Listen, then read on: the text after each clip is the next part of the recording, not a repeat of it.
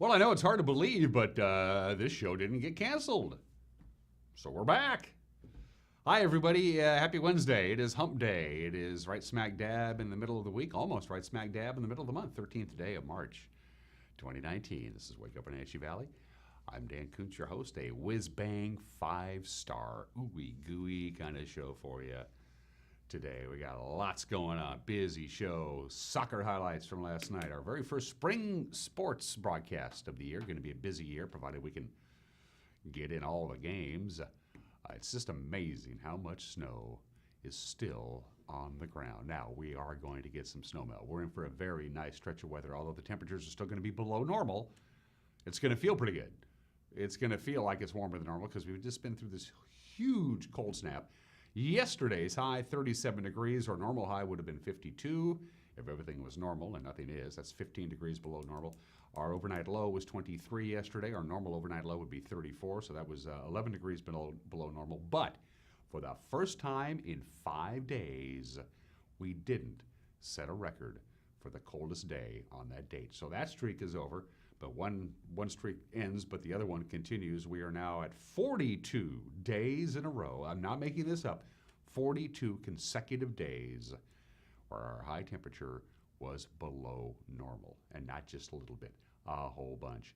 Lots of stuff going on. We're going to make news this morning with Darci Christoferson, the administrator of the Washington State Apple Blossom Festival. She's going to let you know who the grand marshals are going to be for the Stemilt Growers Grand Parade. Darci will be visiting us in the second half of the program. Can't wait for that. You do not want to miss that. As I mentioned before, we got highlights of last night's Wenatchee and Quincy soccer match that we broadcast live here on the NCW Live channel. Gonzaga upset in their conference tournament championship. They actually lost to St. Mary's. We don't have highlights of that because we can't afford it, but we'll talk about it anyway. We got news, lots of news. Busy day yesterday for the Wenatchee School Board. Got a new superintendent in the fold. We'll headline that when we get to the newscast in just a little bit. We have the obscure holiday. We got birthdays. We got today in history. We got everyone is entitled to Mike Magnotti's opinion. We got the past report as well, and that all-important weather forecast. So let's not waste any time. Let's do it. It's 3 minutes after the hour. Beautiful sunrise is coming up. In fact, sunrise just about, let me think here, about 10 minutes away. About 7:16 this morning. We're getting those longer days. First day of spring is 1 week from today. Let's go around the Wenatchee Valley. Take a look-see, shall we? That, of course, is our cross camera. We call it the cross camera because it's located adjacent to, not right next to the cross, so the very tip of Wenatchee High spread is pretty close, and it's tilted up a little bit, so it's looking over the Badger Mountain area. And all that snow just still there. It's still there. And the good thing, I mean, we're going to have a gradual warming trend, and the National Weather Service sent us out a little notice a couple of days ago. Because there's a gradual warming trend, not a big dramatic warming trend, they're not really worried about flooding. All of the snow is eventually going to melt, but they just assume, you know, from a flooding standpoint, we don't want rising rivers and streams. That just causes all kinds of problems. This is the kind of snow melt you would want because it's going to slowly dissipate as opposed to a big Chinook and all of a sudden we're 65 degrees and there's no place for the water to go. So even though we're still going to be below normal, at least the warmer temperatures will help expedite the snow melt, which we all want. Camera 2, I believe, is McNeil Canyon up near the Waterville area, looking back towards Lake Chelan. Lake Chelan's in the upper left-hand corner of your screen. Good morning, McNeil Canyon. This is a shot that we used yesterday that I couldn't identify because it was all fogged over with the snow and the clouds and the fog. But this morning, on a clear day, you can see forever, as Robert Goulet once sang. So good morning to McNeil Canyon. By the way, we are the #1 rated live local morning television show in the greater McNeil Canyon area. I carry that distinction with a great deal of pride. Sarah, where are we going next? Sarah is in control this morning. We're going to look at, that's Blag? That's Blag. It's got to be Blag. I'm pretty sure of that. Leavenworth is down there somewhere. Blag Mountain is high above Peshaston. So up on top of Blag Mountain, of course, named after the 7th Vice President of the United States, Blag Mountain. Finally, camera 4 is a beautiful shot of is that Billy? That is Billy Goat. Look at the clouds over the river. Wow. For a minute there, I thought the Columbia River was flooding. No, it's not. It's just, look at that. Isn't that cool? What happens, of course, is that the temperature of the water is warmer than the air immediately above it, and that's how you get this phenomenon. So the water is actually warmer than the air, and then you get that little fog bank right along the Columbia. Wow-wee, that is unbelievably cool. It looks like the Columbia River is flooding its banks, but that's not. That's just clouds. The Alta Lake Golf Course covered in snow, and Mount Kalispell, which is spelled with a C, is right in the middle of your screen. That's that little bump that you see, and that is in Canada, which is always spelled with a C. Spectacular views from our Sky-Fi cameras, courtesy of Localtel Sky-Fi high-speed wireless internet. Good stuff, Sarah. Nice choosing this morning, 6 minutes after the hour. Let's take a look at your weather forecast, and hey, it's looking good. Break out the sunscreen. Not bad at all. It's going to be dry. It's going to start warming up. We have that little blip that you see with some patchy freezing fog and partly sunny skies Thursday. Nothing wrong with today. High of 43 degrees, so it's going to be about 6 or 7 degrees warmer today than it was yesterday.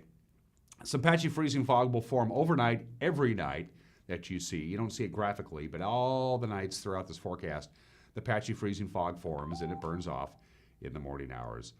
So we're looking at partly sunny on Thursday and a high of 38. And then again, once the patchy freezing fog burns off Friday, we'll have a little bit of clouds, 41, 43, 46, 54, woo, and 57. Now, 57 on Tuesday is actually slightly above normal, which we haven't been forever, it seems. No complaints at all, no snow in the forecast, no precipitation, no wind. Again, patchy freezing fog forms in the overnight hours. It burns off as the sun gets the job done, and well, I got no complaints there. It's going to feel, to us anyway, warmer than it actually is, but it's all relative because it's been so darn cool. So that's your weather forecast from the National Weather Service. 7 minutes after the hour, up to the major mountain passes we go. Here's your pass report. Doesn't look too bad at all. That's a live shot of I-90 right now. Traction tires are advised on Snoqualmie Pass. They're getting some light snow. There is some snow and slush on the roadway. It looks pretty good to me. It looks pretty passable on the pass. But they have a traction tire advisory anyway on Snoqualmie Pass. Stevens looks a little dicier. It's snowing on Stevens, so you don't see a lot of asphalt there. Traction tires are advised on Stevens Pass. Compact snow and ice on the roadway. Again, it's snowing. It's snowing a little bit harder on Stevens than it is on I-90. Nothing coming down on Blewett. Blewett looks fine. You can just sail right over US 97. You got no advisories, no restrictions. The roadway is bare and dry. Good news, this snow is going to be done in about an hour. And then that's it. There's absolutely zero snow in the forecast for the mountain passes. Once we get to about 9:30 this morning, snow should be tapering off. If you have to drive over the major mountain passes, you want to put it off for a couple hours anyway, and you should be good to go. Advisories posted on Snoqualmie Pass, advisories posted on Stevens Pass, no advisories or restrictions on Blewett.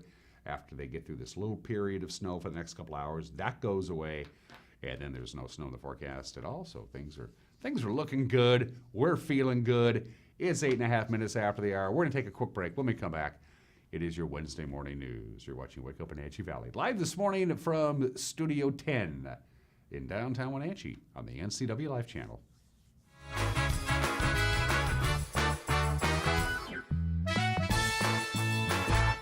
I got into medicine because I love it. I have always had this love of the ideal of the family medical provider. I really, really enjoy those kind of visits where it's not a specific problem so much as it is talking about ways to live a healthier, happier life.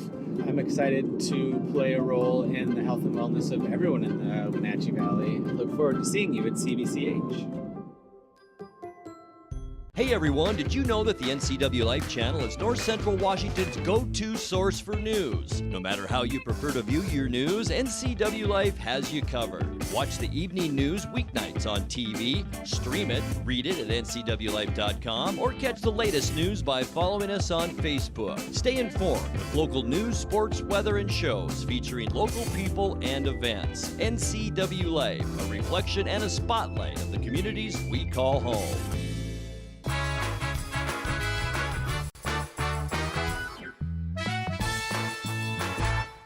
Welcome back. 10 minutes after the hour on this Wednesday, we have fair skies, 34 degrees. It feels downright balmy, doesn't it? Lots of sunshine, high today in the lower 40s. Here's what's making headlines. The Wenatchee School Board made it official.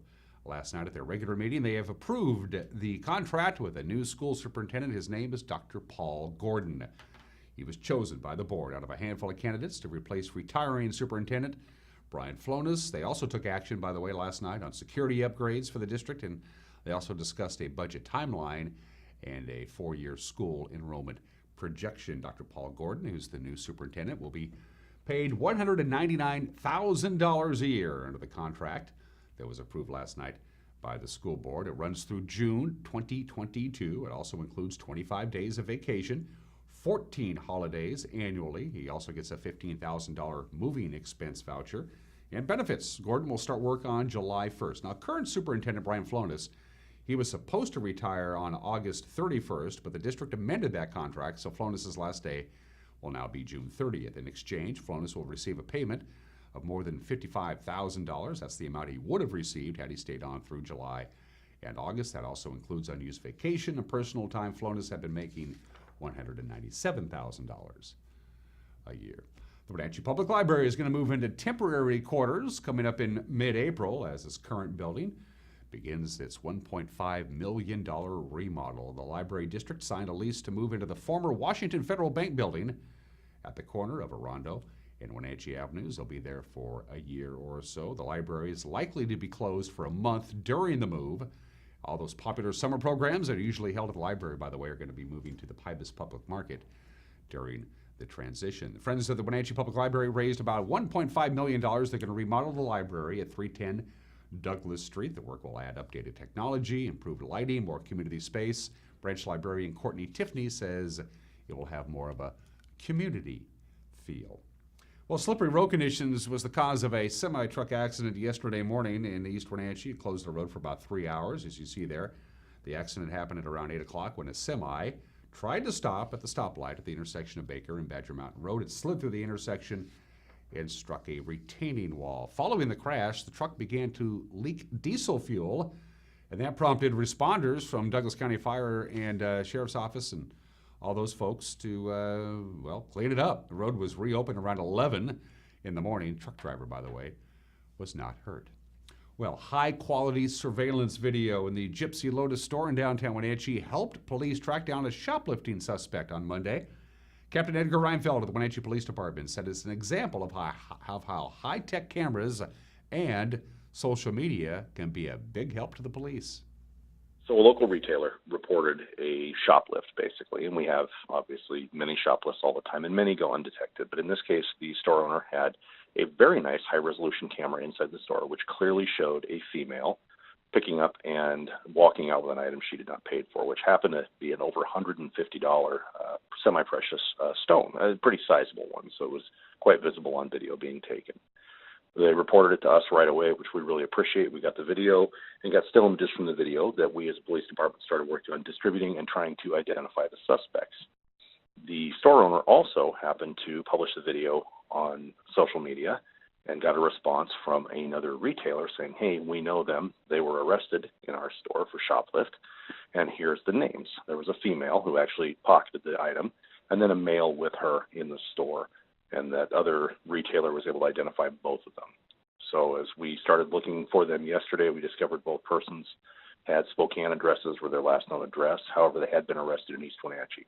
Our officer here contacted East Wenatchee Police saying, hey, if you can find them again, we'd like to know. And within an hour, East Wenatchee Police found the female suspect, Miranda Zitting, Z-I-T-T-I-N-G, in a vehicle in East Wenatchee where she was arrested on a probable cause for our incident here where she's on video. The good captain informed us that the police lacked probable cause to arrest the man who was accompanying the shoplifting suspect, also the dog, who remains free. Washington State House Representative Joel Kretz describes it as a step in the right direction, but as our very own Steve Hare reports, the Ferry County horse rancher isn't ready to declare victory yet in his ongoing crusade to delist gray wolves as an endangered species in Washington State. Legislation co-sponsored by Kretz that calls for the immediate review of the wolf status passed out of the House yesterday. I wished we could have gone further with the bill, but I'm finding that it's just kind of baby steps on this issue, and I think we got some progress. House Bill 2097 would also require the Department of Fish and Wildlife to increase staff in Ferry and Stevens counties, where most of the wolf packs reside and where most of the livestock predation has occurred. Kretz said he expects to see the wolf population numbers to increase significantly since the last census check. You know, we've got a lot of new numbers. They've been doing some flights. They're looking for wolves right now, the department, but we've also got a lot of new data from the UW researchers who have been using, of all things, scat sniffing dogs, where they've taken them out into areas and they can find wolf scat, and they take the samples and genetically identify it. So they can identify an individual wolf, which gives you a lot more good data. We had an area in Stevens and Ponderay where the department had estimated there were 16 wolves, and by the time the UW researchers were done, they had genetically identified 62 wolves. So I think the numbers are really going to change, and I think there's a chance that there'll be movement on the status statewide. Well, the bill passed the House on a unanimous vote and is now awaiting action in the Senate. It was also reported last week that Congress is also considering legislation that calls for the delisting of gray wolves in all of the lower 48 states. Steve Hare, NCW Life News.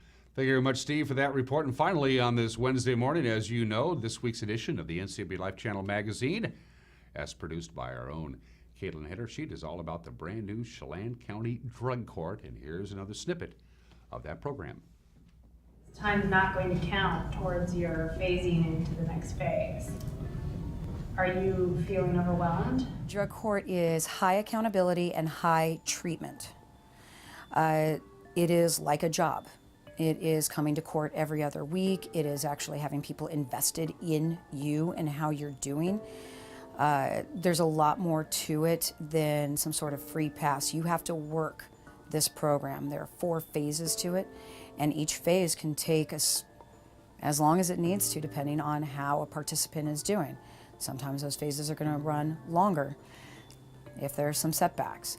We're looking at treating the person not just as an addiction, but the person as a whole, so that when they come out the other side of this, not only have they earned a dismissal of their charge, and they've earned that dismissal of their charge, but they're coming back as a neurotypical citizen that we want in the community, who can go to work, who can hold their own. If a participant successfully completes it, they have been clean and sober for a minimum of 6 consistent months. They've got their GED, if they don't already have a diploma or a GED. They're working unless they're disabled. They've achieved housing.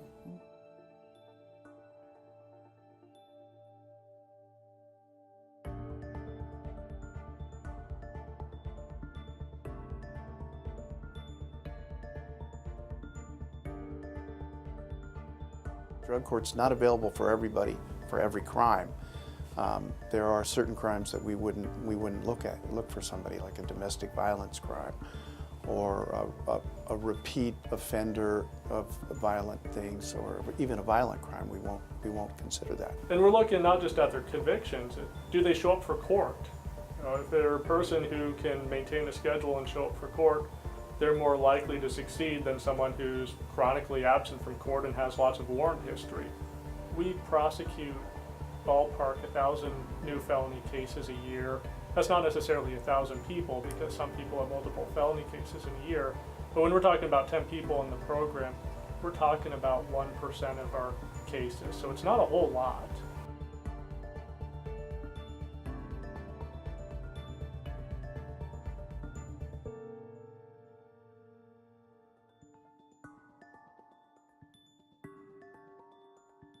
After the 30 days, if they opt in to the drug court, then it's a lot more challenging for them, because if they are terminated or they leave, then they've agreed to take the police report or the affidavit of probable cause, and the judge can just look at that and review that and sentence them based on that. So they're essentially admitting to the crime.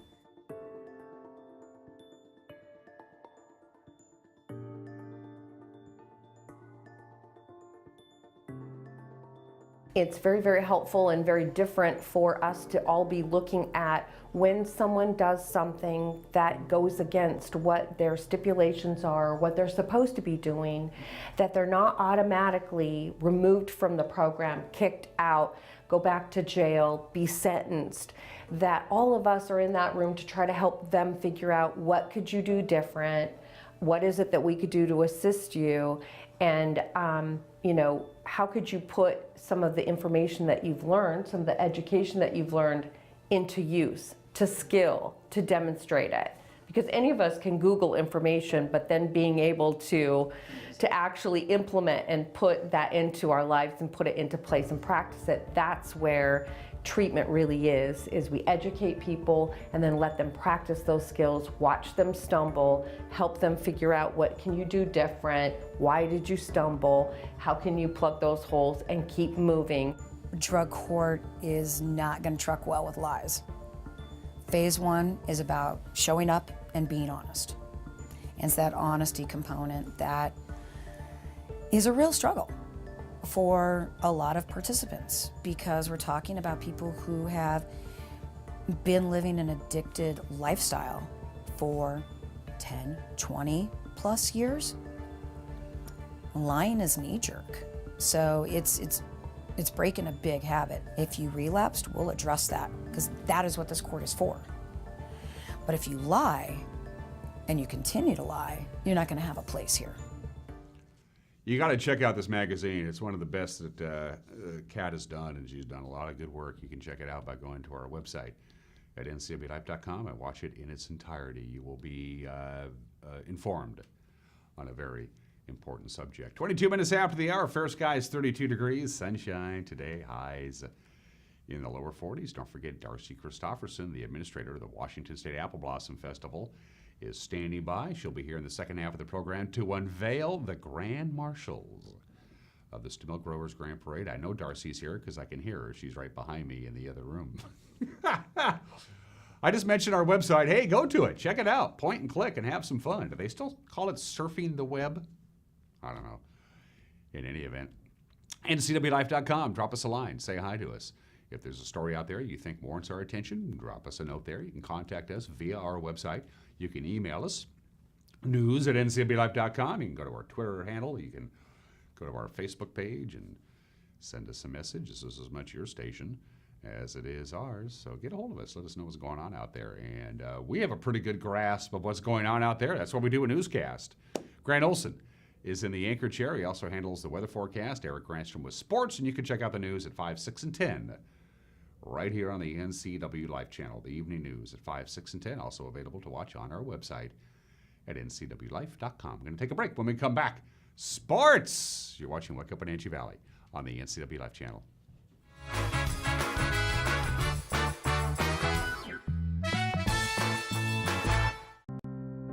I'm working today. I have got some work to do today. Don't forget, I've got some work for you today. Have a good first day at work, Mom. Thanks. Your donations to Goodwill fund job training programs right in our community. New beginnings feel great, don't they? Yes, they do. Be a job creator. Goodwill. There's more behind the store. At Local Myth Pizza, we believe in real food, freshly prepared with only premium ingredients. Our cheeses are imported from Italy. Our sauces, dressings, and even our sausages are made in-house fresh daily. Featuring Northwest craft beers and 30 Chelan Valley wines and ciders. Family fun and amazing food. Eat local, drink local, and be local at Local Myth Pizza. Come see why Sunset Magazine says you can't beat Local Myth Pizza.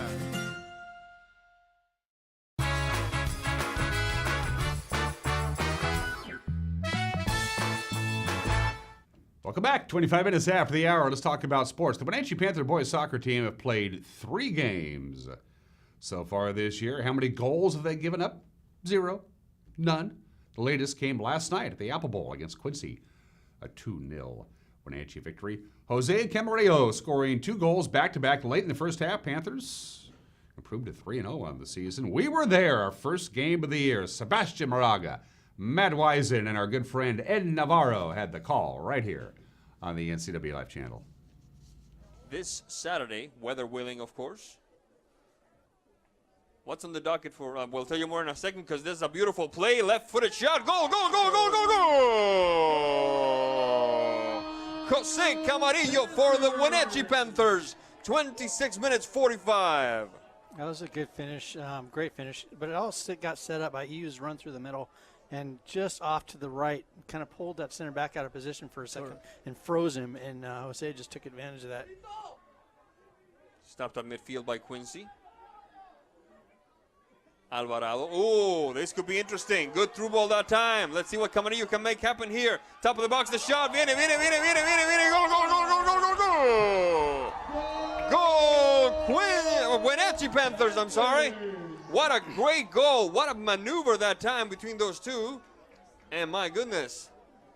Yeah, all of a sudden, Quincy finds himself in a very deep hole. Yes. Now 2-0.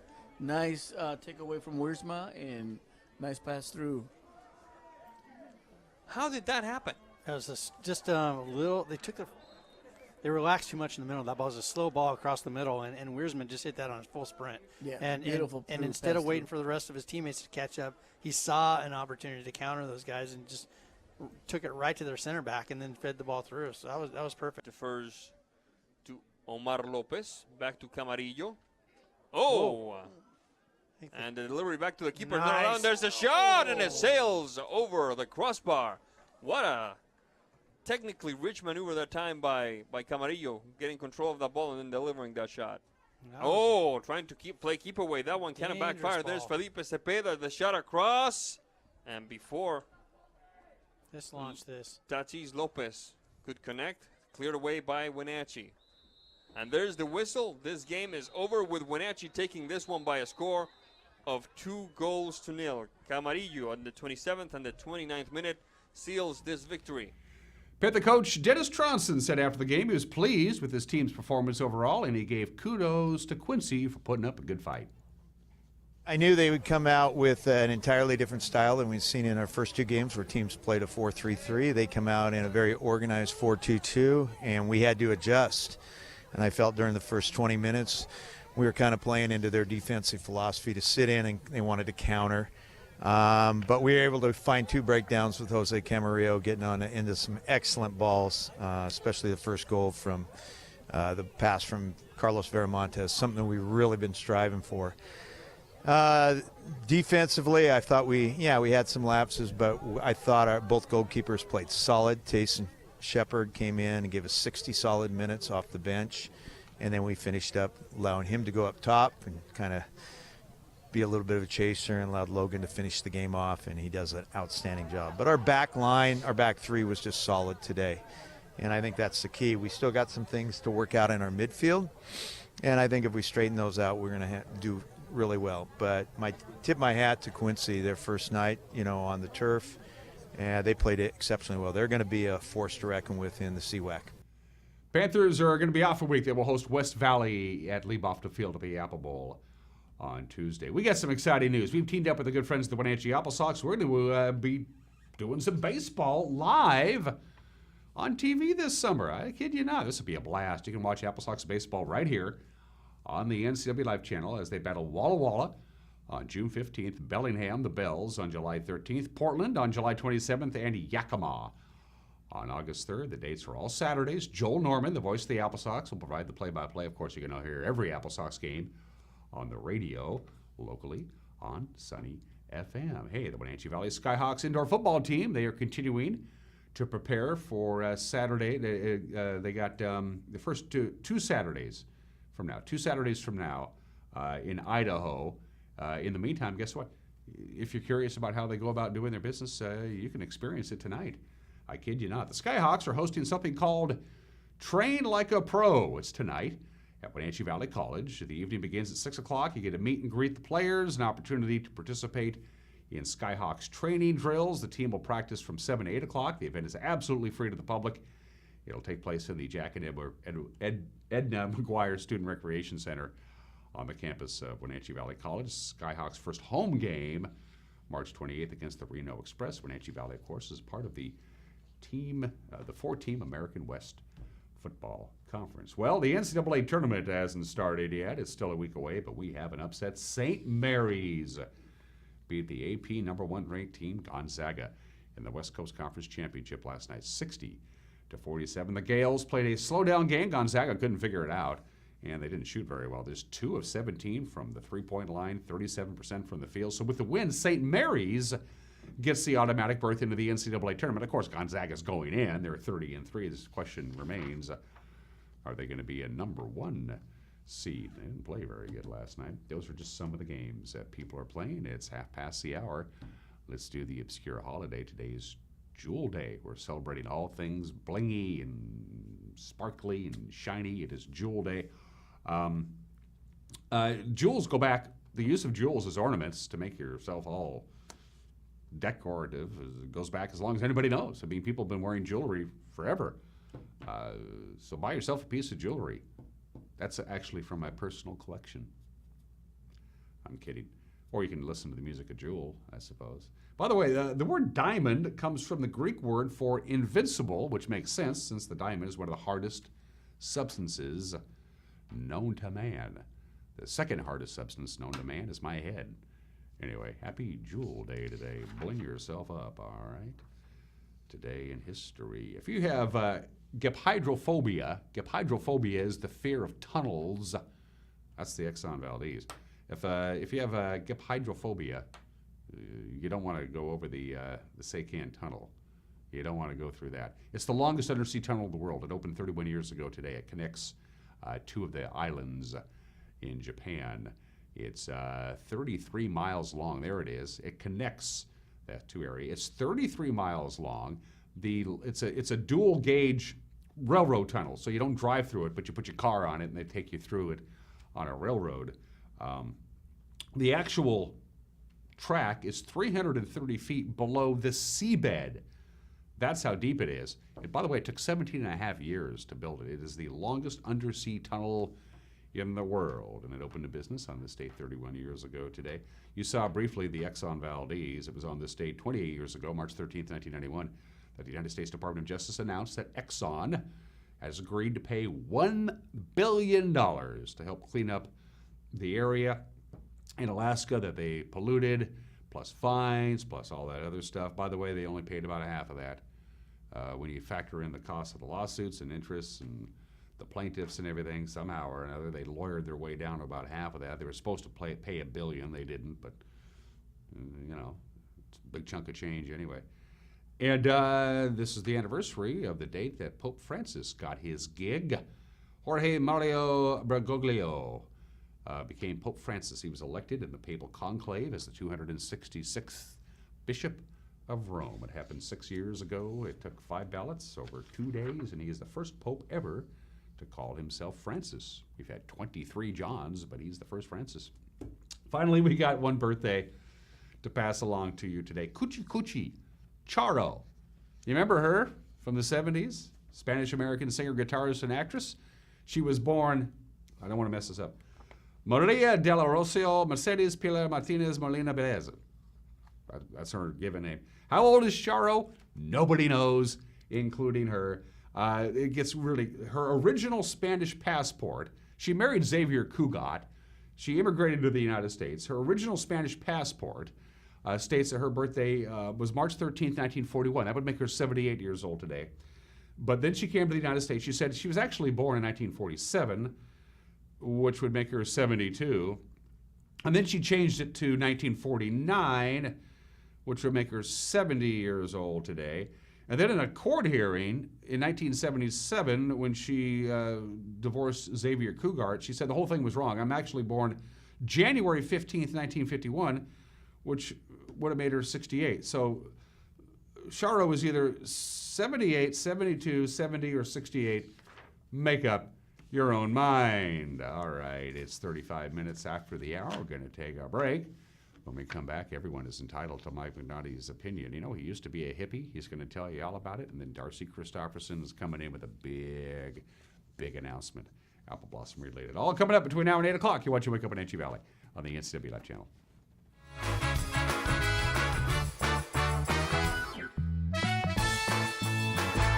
I'm Tom from Alpine Air Heating and Cooling. At Alpine Air, we think of ourselves as customer service oriented retailers.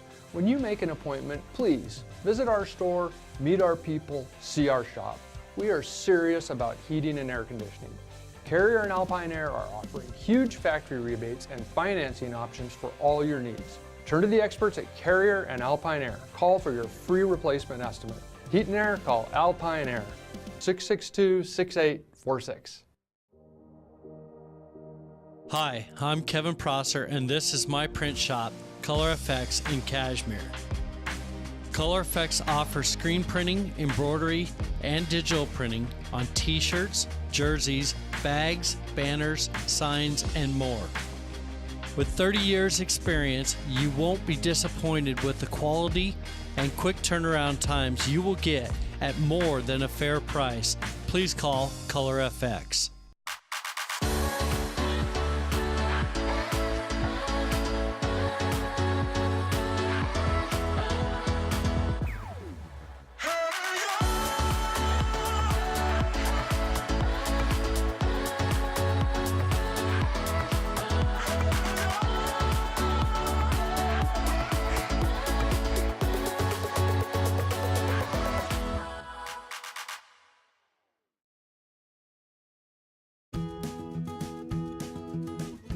You don't have to be a member to enjoy the view and dine in style at Highlander Bar and Grill in East Wenatchee. Open 7 days a week, Highlander Grill offers breakfast, lunch, and dinner. Dine in or take it to go, our friendly staff is here to serve you. Reservations recommended for Friday night's prime rib dinner. Call for live music dates. Hi, I'm Shalane, site coordinator for Highlander Grill. Give me a call to schedule your event today. If you're stuck trying to find the perfect beer for you, look no further than Badger Mountain Brewing. We specialize in creating tantalizing craft beers that will soothe any picky taste buds and will satisfy your cravings. Check out everything from our amazing honey blonde that will appease even the most finicky taster, or a delicious frothy stout for dark beer lovers. Experience them all at Badger Mountain Brewing.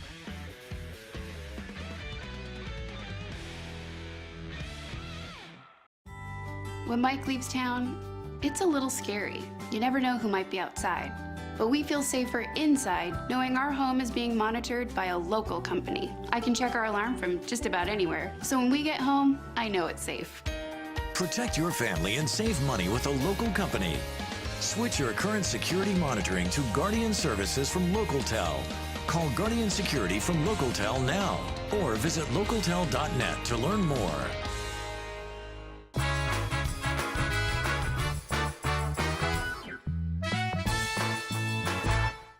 Hey, this is Mike Mad Dog Magnotti, and everybody is entitled to my opinion. Now, a gal I took out on a date once, her parents laughed at me. Well, they didn't laugh at me, but they laughed later on about me after I brought their daughter home.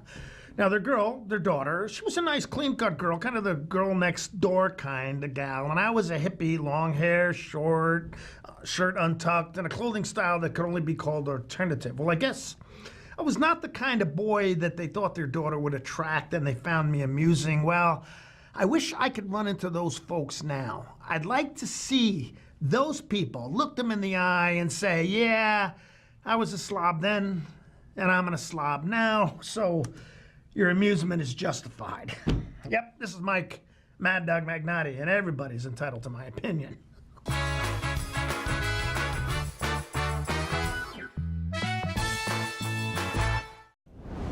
SkillSource specializes in assessing and guiding youth, adults, and laid-off workers who want to improve their skills. Here you can attend in-depth workshops to assess skills and interests, make career plans, and learn computer basics. Learning centers provide eligible youth and adults individualized computer-assisted basic education. Vocational training is arranged with approved providers like community colleges or on the job with businesses. Don't wait any longer. Let's get working on the future you've been dreaming about.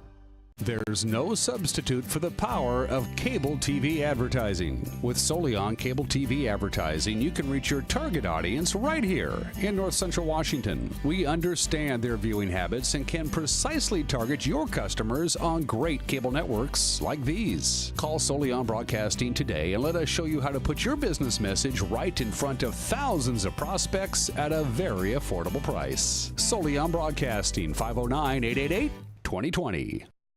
Dear Mary Maids, just got home from a trade show and I didn't have time to pick up the house. Kids made chili. Jeff did a mud run. Oh, and Winston shredded Teddy's bed. Again, please clean it the best you can. Oh, except for the statue Max made for me.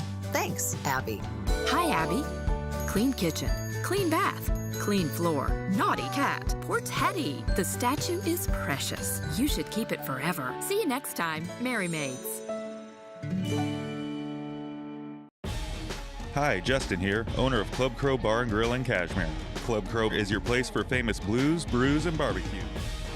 We are your one-stop bar and grill, serving breakfast, lunch, and dinner 7 days a week. Looking for a fun night out? Join us at Club Crow Saturday nights. We have live bands to rock the night away.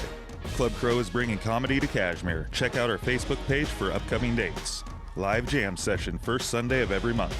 Club Crow Bar and Grill in Cashmere, the coolest place in town.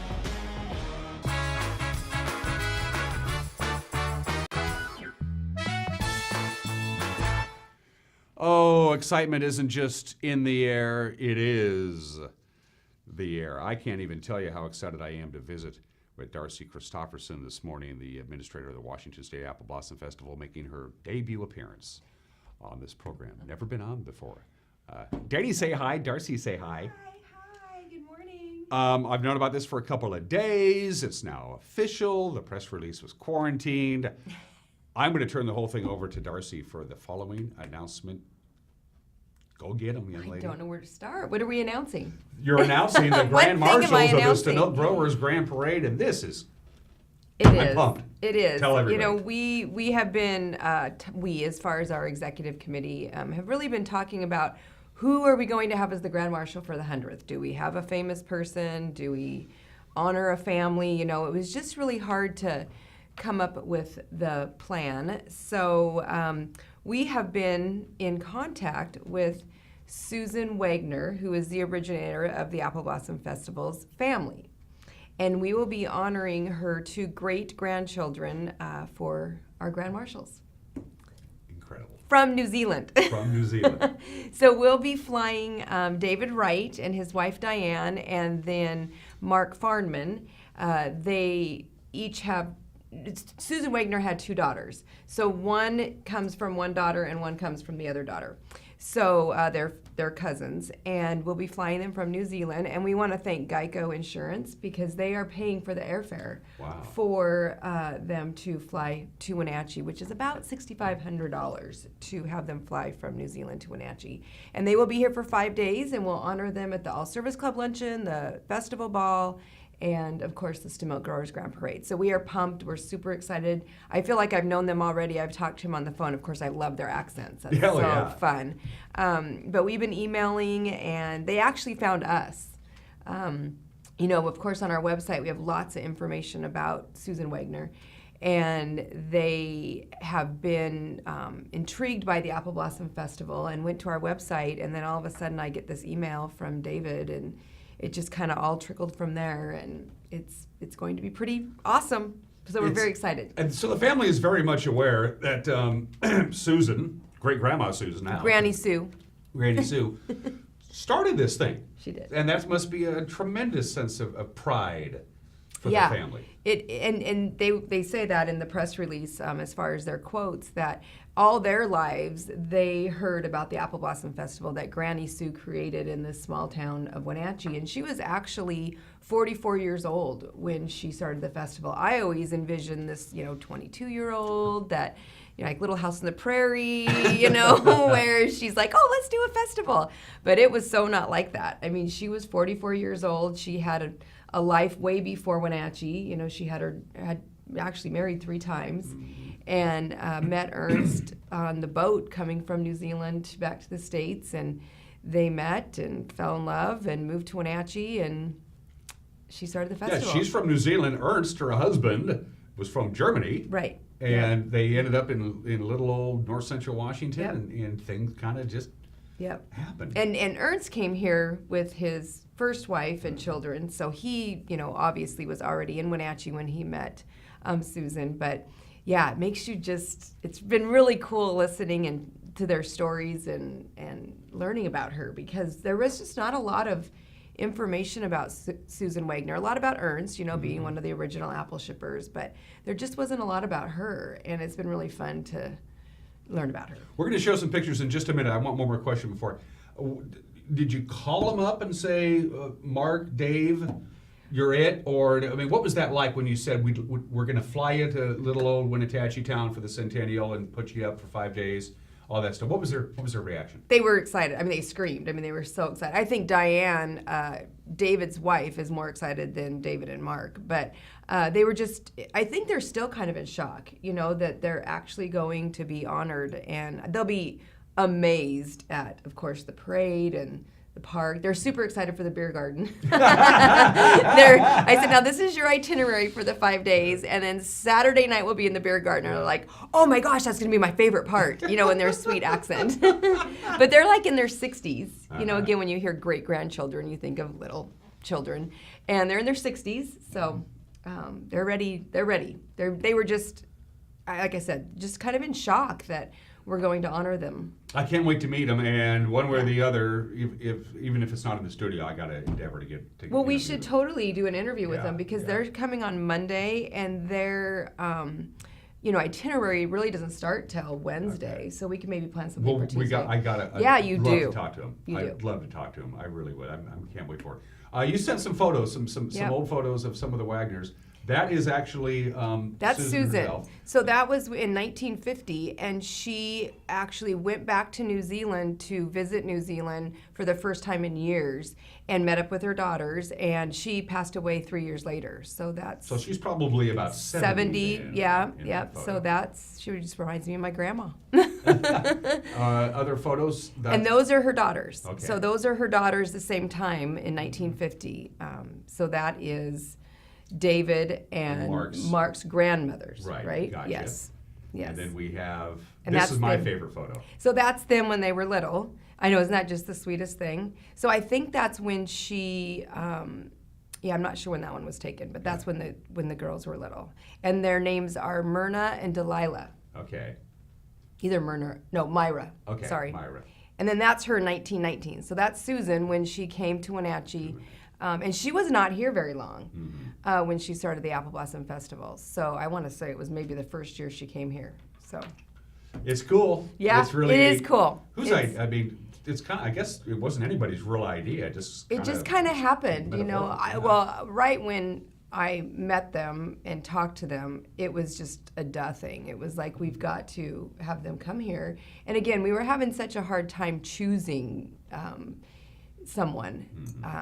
So it just kind of fell into place. And then when Geico stepped up and said, we'll pay for the airfare, I'm like, yeah, that helps.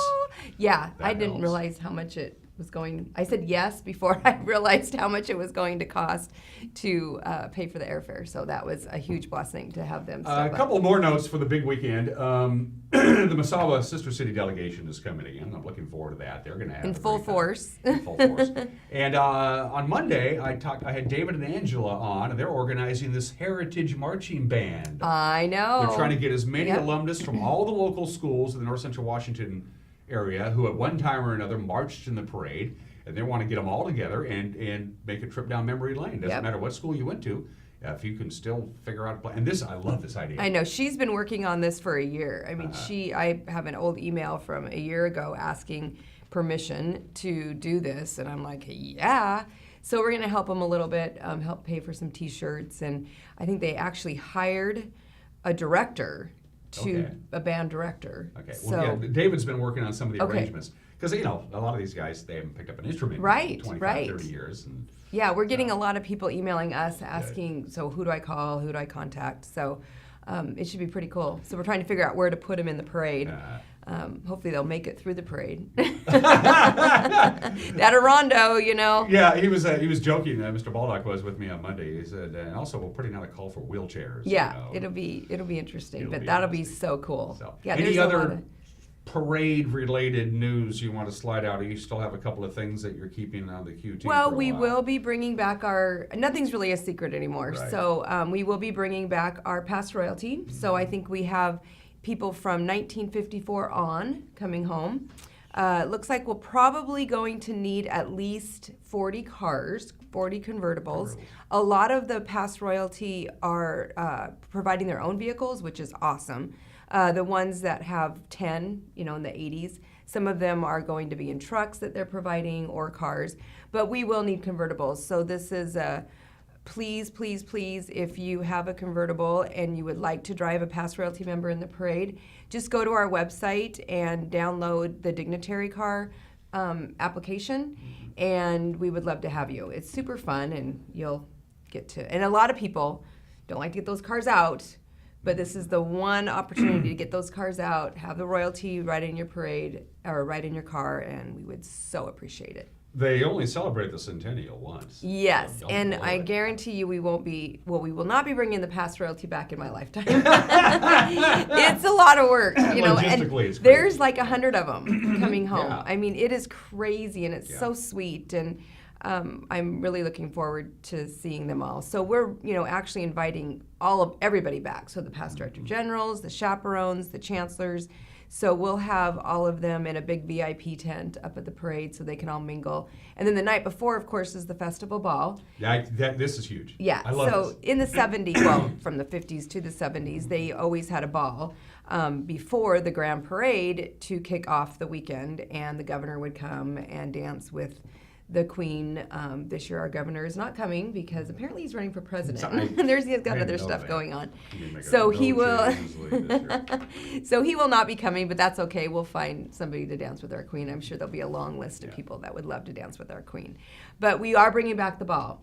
And that is open to the public. A lot of people think that it's not, but it is. So again, if you go to applications at on our website, you can go to the ball. $75. We have the Wenatchee Big Band playing, and then we will go right into a DJ. We have a full surf and turf meal, and then we'll have tons of memorabilia everywhere. And then Matt Cadman is going to be our MC for the event. So he will, of course, do an amazing job. Yeah. So we'll have a little program and, of course, honor our Grand Marshals. Actually, Jane Fern Prowl, who was the first Apple Blossom Queen, her daughter, Jane Burke, who is now 85 years old, will be in attendance for our All Service Club luncheon. She can't make it for the ball or the parade because her granddaughter's graduating from college in Canada. Family first, and she said that. She goes, Mother would be very upset if I missed my grandchild's graduation. I'm assuming, and I'm spitballing here, I'm assuming you're going to figure out a way to get all the returning royalty in one room for one big group photo. We're going to do it at the parade. Okay. That's when we know we have everybody. So we'll pick a time before the parade, probably around 9 o'clock, and we'll do a big group photo. Triangle Park is a great spot to do it. If we could get it turned around and have Saddle Rock in the backdrop. And the snow will be melted by then. And the snow will be melted by then. So yeah, we will definitely do a big, and we've done that before. We did that for the 75th. We took it out by the fountain. And everybody will have matching T-shirts, and so it'll be cool. You brought the print.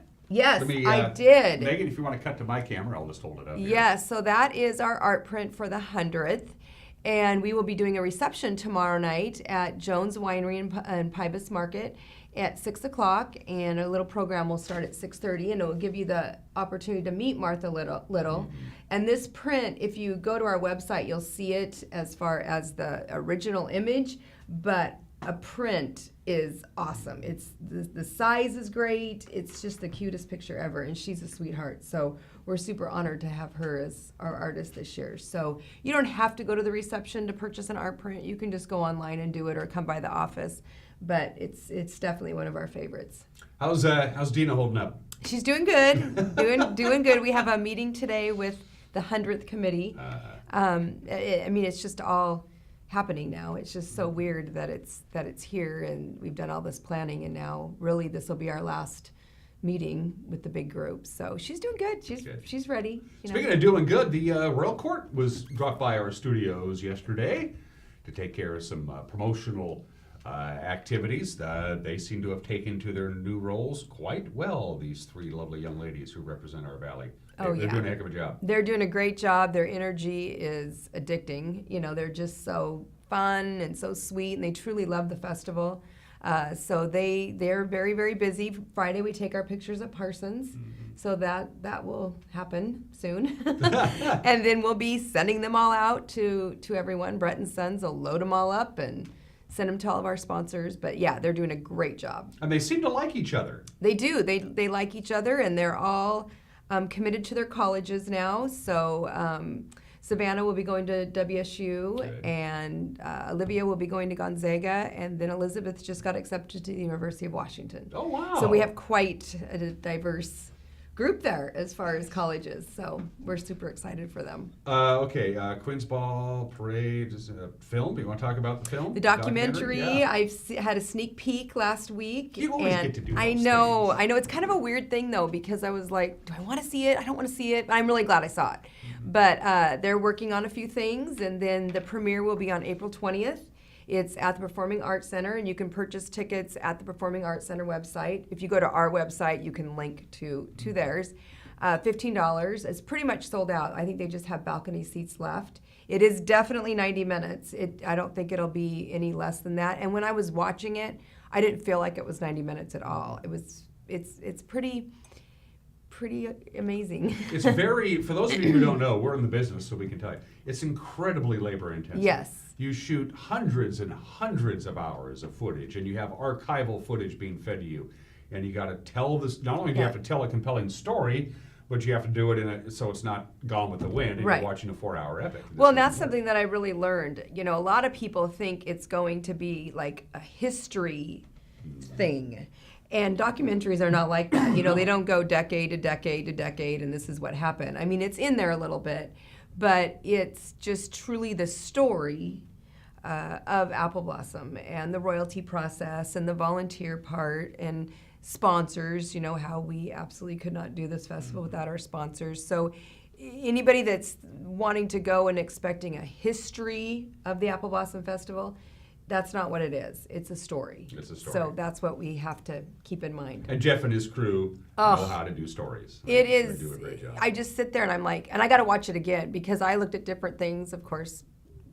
Did my outfit look okay? Did my hair look okay? It's like, oh gosh, I don't want to see myself on screen. So that I have to look at it one more time. Well, I've seen snippets of it. I think we all have, and they show some at the Royal Selection Pageant and various other things. And it's just from what I've seen so far, I can't wait. Yeah, it's and we'll have a trailer. So we'll have a trailer here coming out soon. Their goal is to get it pretty much done by tomorrow, and then they'll start their trailer, and then of course the unveiling is on April 20th. So I really encourage people to go. And then they're talking about running it in the theaters during Apple Blossom. Oh, that's a great So during idea. the 11 days of the Apple Blossom Festival, they will do that. So then we're not sure what we'll do as far as download where you can download it online. We probably wait until after that. But Well, when it's all said and done, the festival will own the documentary. we will. Right? It's So it's it'll ours. be your.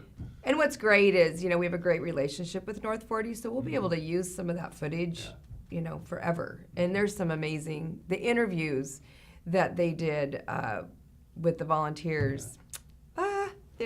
We only got about 90 seconds left. This thing bailed me out last year for Apple Blossom. Yes. The app. I was just going to say that. It helped me. Yeah. It was a huge. It's a tool that you need to have. Yeah. Download. And it helps us. Yeah. I mean, our phone calls were cut down in half last year because of the app, and I think that'll even be more this year. So download our app. All you do is just go to your app store, Google, or not Google, but type in Apple Blossom, and then it just pops up. Thank you to CrunchPack. That has been a lifesaver. Of course, our website, too, you can download on your phones, too. But the app is just so quick and easy. I mean, I used it all the time, just like, oh, gosh, I forgot this. It helped me get around this. town and figure out what I wanted to do.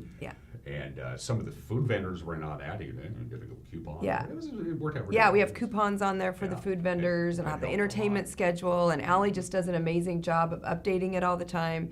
So download that app. That's a huge, huge thing. Any, we're almost out of time. Any objection if the NCW Life crew shows up and says, maybe televise a couple of events? Can we maybe do a couple parades? Is that It's cool? kind of becoming a thing. Yeah. So it would be great That's if cool. it would be really cool. I don't see you again. And we might want you to do the luncheon. We want to think about that. Okay. At least have you pop in because I think there's. Well, going to I be- think last year with Dan Lewis yeah. we did. So Yeah, just there'll be some special. I don't things see you again until after the Apple Blossom, but I'll see you all over the place. Yes, Okay. yes, you'll see me, but not in this chair. Okay. Darci, say bye-bye. Bye-bye. Grady, say bye-bye. Bye-bye.